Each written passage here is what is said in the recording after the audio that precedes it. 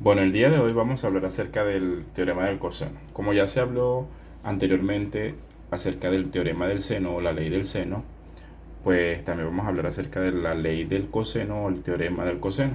Ok, recordemos que este tipo de teoremas, tanto el teorema del seno como del coseno, se utiliza para hallar la longitud de alguno de los lados de cualquier triángulo, no necesariamente un triángulo rectángulo, como era el caso que teníamos cuando estábamos estudiando las razones trigonométricas. ¿Ok? Este tipo de teoremas es válido tanto para triángulos que no sean rectángulos. Puede ser equiláteros, isósceles, cualquier otro tipo de triángulo. ¿Ok? Entonces, bien, tenemos este triángulo, ¿ok? Cuyos vértices son A, B y C. ¿Ok? Entonces, bueno, vamos a suponer que la longitud de este lado es A. ¿Ok? A minúscula. O sea que esto mide A. La longitud de este lado mide C. Y la longitud de este lado mide B. ¿Ok? Fíjense que estamos colocando las longitudes de estos lados, ¿ok? De acuerdo al vértice, ¿ok? Donde se encuentra el ángulo que vamos a fijar. Por ejemplo, este es el vértice del ángulo que está acá, ¿ok? Como el vértice lo llamamos A mayúscula, entonces este lado lo vamos a llamar A minúscula, o la longitud de este lado va a ser A minúscula. Entonces, ¿qué establece el teorema del coseno? El teorema del coseno dice lo siguiente, bueno, la longitud del lado A, es decir, esta longitud que está acá, A al cuadrado, es igual a ¿quién? A la longitud de los otros dos lados al cuadrado, la suma, perdón, de las longitudes de los otros dos lados al cuadrado, es decir, B cuadrado más C cuadrado, ¿ok? Menos dos veces el producto de quién? De B por C. B por C por el coseno, en este caso como estamos trabajando con la longitud del lado A, es decir, con esta, vamos a trabajar con el coseno del ángulo que está puesto a este lado. Si este lado es A, entonces el coseno va a ser el coseno del ángulo que se encuentra sobre el vértice A. Y lo mismo va a pasar con B. B cuadrado es igual a ¿quién? Es igual a A cuadrado más C cuadrado menos dos veces ¿quién? A por C, ¿ok? ¿Por quién? Por el coseno, como en este caso estamos trabajando es con esta longitud del cateto B, entonces va a ser el coseno del ángulo que está frente a ese cateto, que sería el coseno del ángulo que está sobre el vértice B. Y para el caso del cateto C, es decir, de este que está acá, pues el coseno va a ser el coseno de este ángulo, del ángulo que está sobre el vértice C. Entonces C al cuadrado va a ser igual a ¿quién?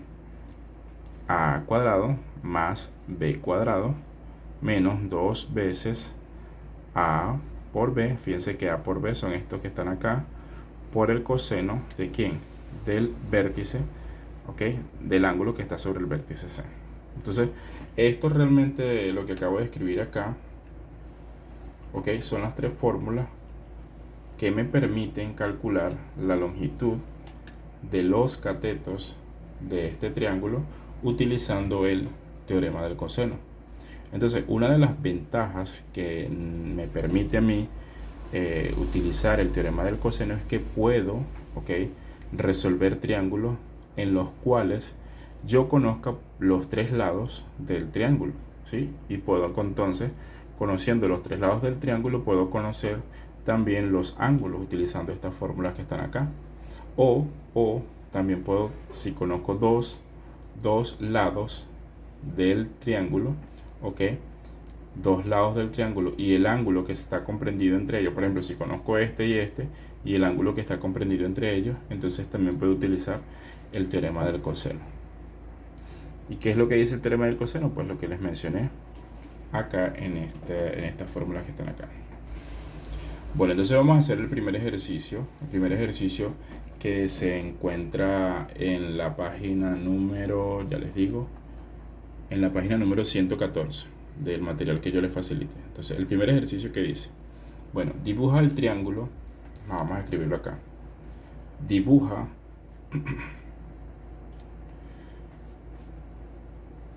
dibuja el triángulo y halla la medida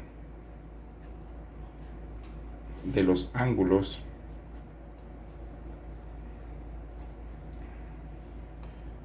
y los lados que faltan.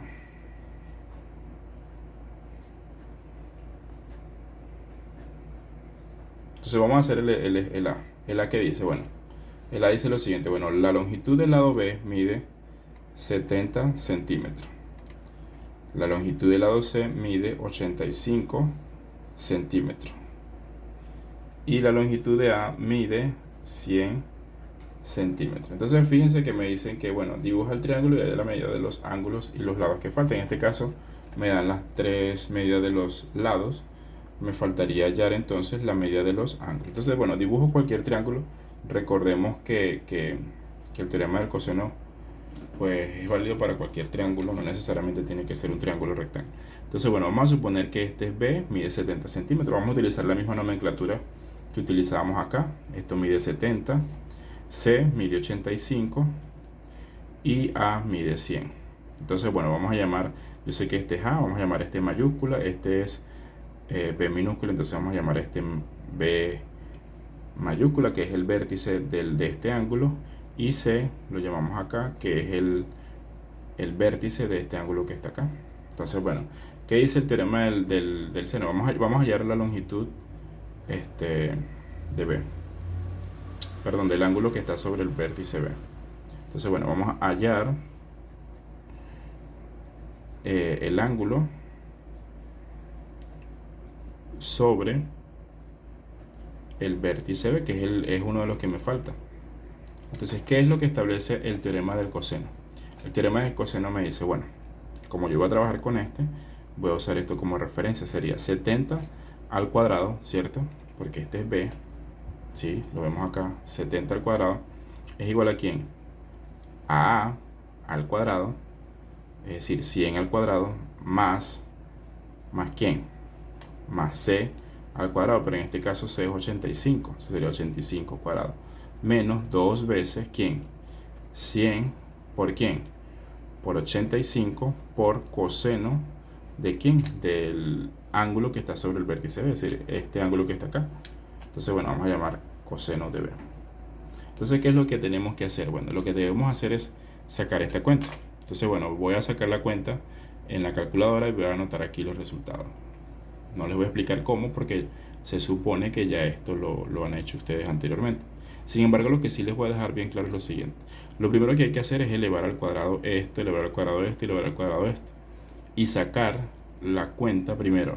Este resultado que se origine acá más este que está acá. Y luego esa suma lo voy a pasar al otro lado de la igualdad. ¿Ok? Me va a quedar una expresión así como ya se la voy a escribir. Entonces fíjense, lo que hice fue lo siguiente, saqué 100 al cuadrado, 100 por 100, 85 al cuadrado, 85 por 85 y sumé 100 al cuadrado más 85 y me dio esto. Ok, lo hice con la calculadora, me dio esta cuenta que está acá, 17.225. También saqué 70 al cuadrado y me dio 4.900. Ok, fíjense que no hice más nada. Luego lo que hice fue multiplicar 2 por 100, 200 y esos 200 lo multipliqué por 85. Y me dio esto que está acá, 17.000. Entonces, ¿cuál es el otro paso que hay que hacer? Fíjense que este número que está acá, lo voy a pasar a este lado de la igualdad. Entonces me va a quedar 4.900 menos 17.225. Fíjense que es como de este lado está con signo positivo, al pasarlo para acá lo paso con signo negativo. Entonces, ¿qué me queda? Me queda 4.900 menos 17.225. Eso me queda menos 12.325 igual a quién? A menos, porque este menos que está acá, 17.000 por coseno de B. Entonces fíjense, ahora este 17.000 está multiplicando el coseno de B. Y como lo está multiplicando, va a pasar al otro lado, es decir, para acá, va a pasar a dividir. Entonces, ¿cómo me va a quedar? Me va a quedar menos 12.325. Lo voy a dividir por quién? Por menos 17.000.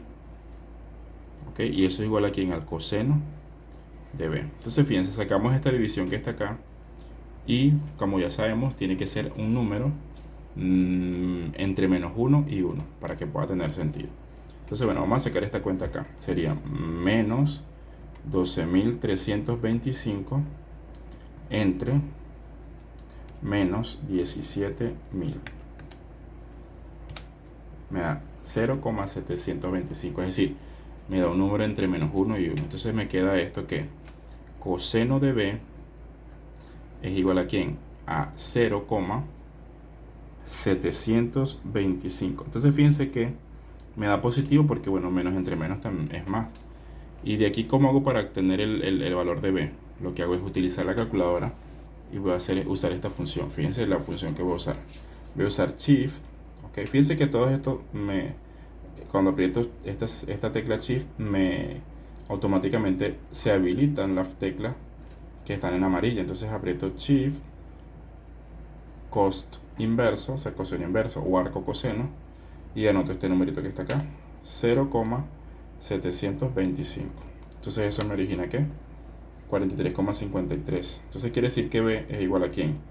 A 43,53 grados. Entonces el valor del ángulo que está sobre el vértice B es 43,53 grados. Entonces ya tengo el valor de este ángulo que está acá, que es 43,53 grados. Es decir, que este ángulo es 43, es un aproximado, ¿ok? 53 grados.